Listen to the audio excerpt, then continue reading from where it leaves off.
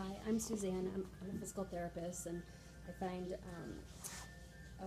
I use the foam roller for lots of different exercises. This video is going to show how to use a foam roller to release muscles in the posterior rotator cuff. So right about back here, those muscles can become tight if you're engaged in activities that may require to use your rotator cuff a lot, and those muscles, if they become tight, they can lead to imbalances within the shoulder girdle. So as with a lot of my foam rolling ball release techniques, I call it a search and destroy technique, where you basically first search out the tender spots in the muscle area that you're rolling out, and then once you pin down those trigger points or tender spots, you stay there for sustained release and use your breath to help release that. So to set up with the shoulder, I'm using a 6-inch round foam roller, just a standard white one. There's lots of different ones out on the market. I have a white one and a black one, and that suits me, but everyone may have individual preferences. I also like to have a yoga block nearby to support my elbow once I get into the position.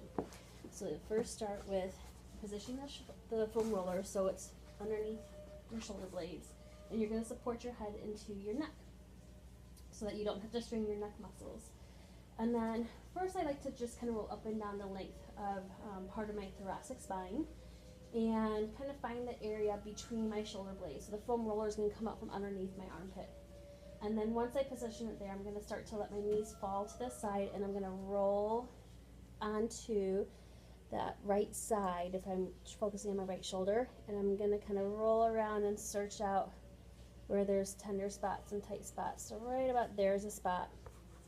Once I find the spot, I'm going to find a way to support my arm. So this elbow is being supported on the block, so I don't have to use the muscles to hold it up. I'm still supporting my head in my hand, and I can extend my elbow. I can let it rotate in and rotate out, and you'll feel how that's right there. I'm going to stay there and breathe into that. So once you find that sweet spot, I like to call it, pause there and then use your breath. You can stay there for anywhere from 60 seconds up to a couple minutes. I wouldn't stay beyond that, and then you should feel that the intensity has dissipated and softened. Once you finish there, you can start to roll a bit further onto that side, and then you can get into lats. You can possibly even get into subscap depending on your angle, which is another rotator cuff. And then if you keep going, you can even get into your pectoralis muscle in the front. So there's a lot of good spots to focus on. Let's see, right here I can get into my pec. I'm going to support my head into my fist. Let this arm relax on the ground. And then same thing, you can lift it, lift the elbow, extend it out, in.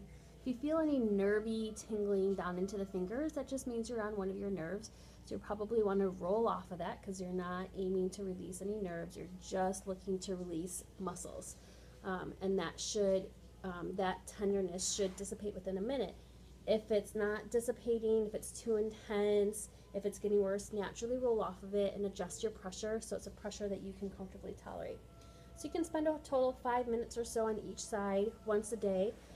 This is a really great technique to couple with doing stretching afterwards, so that once the muscle's warm and the adhesions are worked through, they'll respond better to your sleeper stretch and your other rotator cuff stretches to help lengthen those muscles if that area is tight. Well, thank you so much. I hope you find this helpful, and stay tuned for more videos on how to self-release muscles all over. Thanks.